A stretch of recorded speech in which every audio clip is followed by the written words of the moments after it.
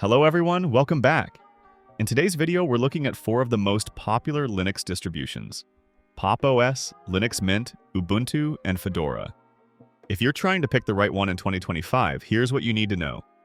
Starting with Pop! OS, built by System76.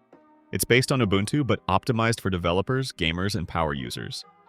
It has built-in tiling window management, great driver support, and is especially good for NVIDIA GPUs. If you want performance and productivity out of the box, Pop! OS is a strong choice. Next, Linux Mint. Mint is one of the best options for beginners. It's stable, lightweight, and comes with a familiar desktop similar to Windows. It's focused on simplicity and long-term stability, so if you're switching from Windows and want something easy to use, Mint is perfect. Then we have Ubuntu, probably the most well-known Linux distro.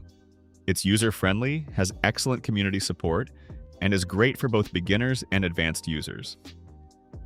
Since many distros are based on Ubuntu, you'll find the widest software and hardware compatibility here. Finally, Fedora. Fedora is backed by Red Hat and is known for being cutting-edge. It often gets new features earlier than other distros, which makes it great for developers who want the latest tech. However, updates can sometimes feel less stable compared to Mint or Ubuntu.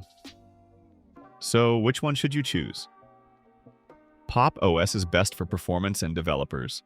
Linux Mint for beginners who want something simple. Ubuntu for general use and broad compatibility. And Fedora if you want bleeding-edge software and don't mind staying up to date. That's the breakdown. 4 Linux distros, each with their own strengths. Which one would you pick? Let me know in the comments.